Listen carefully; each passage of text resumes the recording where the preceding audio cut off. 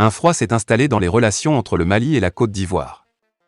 Le ministre Abdoulaye Diop a fait savoir que son pays n'a pas l'intention d'entrer en guerre avec son voisin la Côte d'Ivoire.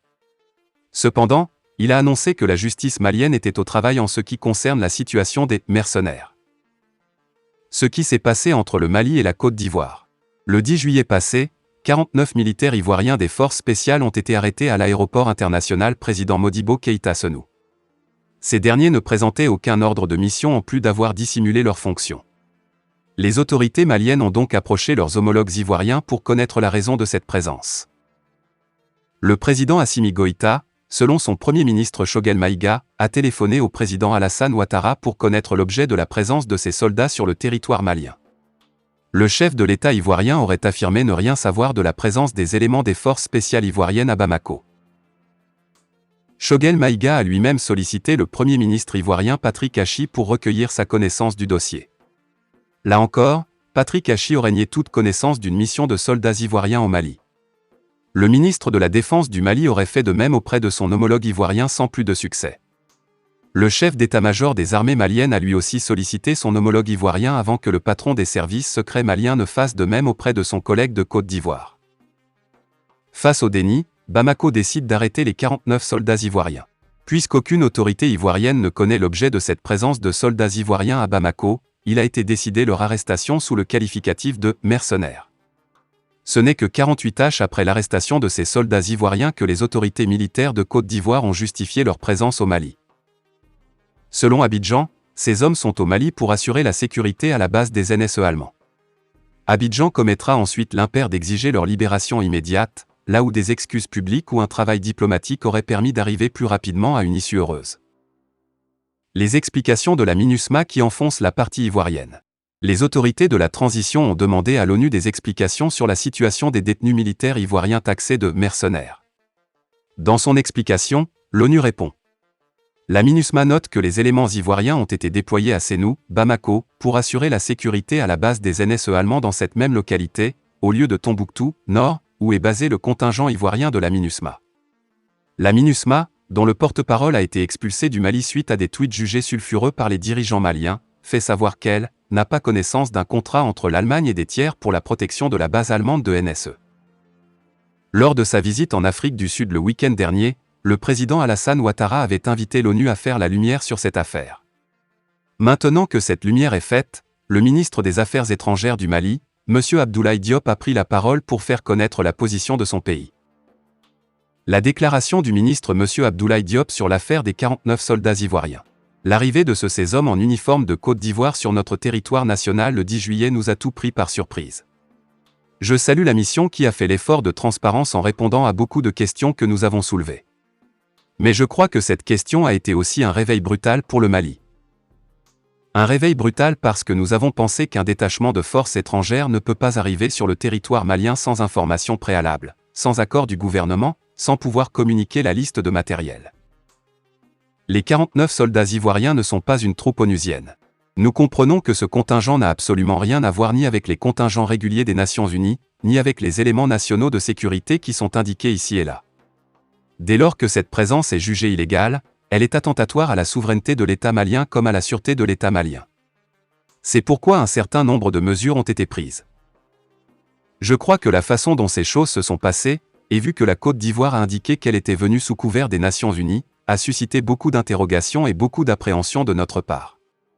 Je crois que nous, avec les Nations Unies, reconnaissons qu'il y a un certain nombre de dysfonctionnements qui nous amènent à mettre en place un certain nombre de procédures et de protocoles qui permettent d'avoir la confiance et la fiabilité nécessaires sur ces opérations. Il y a eu plusieurs dysfonctionnements que nous avons relevés sur la question de ces équipes nationaux de soutien. D'abord, je crois que si l'on regarde les règles mêmes des Nations Unies, c'est que les équipes nationaux de soutien sont déployées en soutien des contingents des pays en question.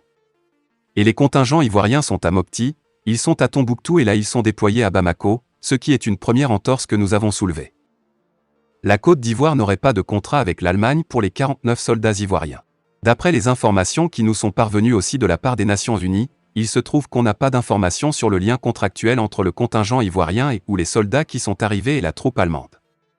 Ça aussi c'est vraiment une difficulté. C'est quelque chose qu'il va falloir régler parce que cela veut dire qu'on n'a même pas de cadre légal clair entre la compagnie aérienne en question et les forces ivoiriennes et la mission des Nations Unies. La troisième question qui a aussi été soulignée est que les équipes nationaux sont prises en compte, pas par les Nations Unies, mais par les pays qui les envoient.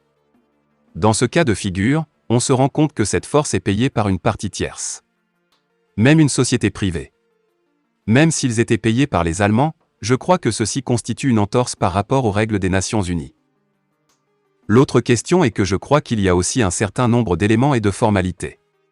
Parce que les équipes nationaux de soutien, je tiens à le préciser devant vos caméras, ont essentiellement une tâche administrative et une tâche de soutien logistique. S'ils doivent avoir des armes, je crois que cela doit être les armes individuelles et des équipes de protection et non des armes de guerre. Je crois que dans le cas de figure, ça veut dire qu'on est sorti totalement de tout ce qui peut se rapprocher de cela, même si c'était le cas. Le Mali et la Côte d'Ivoire toujours frères. Mais je dois dire que malgré tout ce qui s'est passé, je crois que la question touche aux relations du Mali et d'un pays voisin, frère. Pour cette question, je ne vais pas aller plus en détail dans la définition, dans la qualification de ce qui s'est passé puisque la justice malienne est saisie. Elle fera son enquête. Nous souhaitons que les Nations Unies et toutes les parties prenantes puissent nous aider à élucider ce qui s'est passé. Par rapport à cela, et en parallèle de la procédure judiciaire, le Mali a toujours indiqué qu'il était ouvert aussi au dialogue pour un règlement pacifique parce que nous ne voulons entrer en guerre avec aucun pays voisin par rapport à cela. C'est dans ce cadre-là que je dois dire que le Mali a été doublement sollicité dans cette affaire. Le Mali a été doublement sollicité par rapport à une médiation et le Mali a accueilli favorablement la médiation de la République togolaise. Nous travaillons dans ce cadre-là, mais je crois que les informations, ou en tout cas le langage diplomatique n'ont pas permis de restituer les choses dans leur contexte. Le Mali n'a demandé aucune médiation, elle en a plutôt accepté une. Mais pour cette double sollicitation, nous avons marqué notre préférence pour la médiation togolaise. Et les discussions se poursuivront à ce niveau pour voir dans quelle mesure nous pourrions trouver une solution à ces questions. Selon nos informations, l'autre partie ayant proposé ses bons offices pour rapprocher le Mali et la Côte d'Ivoire et le Sénégal de Macky Sall. Le Mali a accepté l'offre du Togo avec qui il entretient de bien meilleures relations. L'expulsion du porte-parole de la mission multidimensionnelle intégrée des Nations Unies pour la stabilisation au Mali, MINUSMA, M. Olivier Salgado, le 20 juillet 2022, est loin d'être une première depuis la prise du pouvoir par les militaires le 18 août 2020. En effet, tous ceux qui se sont amusés à vouloir bafouer la souveraineté de notre ont été rappelés à l'ordre et avant d'être expulsés s'ils persistent. Ainsi, en décembre 2019, le chef de bureau de la MINUSMA à Kidal, Nord, Christophe Sivillon, avait été déclaré « persona non grata » par le gouvernement qui lui avait alors donné 24 heures pour quitter le pays. Il lui a été reproché d'avoir tenu des propos subversifs à l'ouverture du 4e congrès du Mouvement national pour la libération de l'Azawad, MNLA, ex-rébellion, à Kidal. En décembre 2021, c'est le représentant spécial de la Communauté économique des États de l'Afrique de l'Ouest, CEDEAO, Hamidou Boli, qui a été déclaré « persona non grata » par les autorités maliennes, au vu de ses agissements incompatibles avec son statut. Et en janvier dernier, après une série d'escalades verbales entre Paris et Bamako, le Mali a exigé le départ sous 72 heures de l'ambassadeur de France, Joël Meyer. Le 17 mars 2022, le gouvernement a également ordonné la suspension de la diffusion de RFI et France 24, après la publication par ces médias français d'informations selon lesquelles l'armée malienne était impliquée dans des exactions contre des civils. Elles ont été définitivement suspendues dans le pays le 27 avril 2022 par la Haute Autorité de la Communication, HAC. Des mesures dissuasives visant à faire comprendre à tous que les autorités de la transition n'entendent pas tergiverser avec la souveraineté du pays. Fin de la vidéo, merci pour votre attention.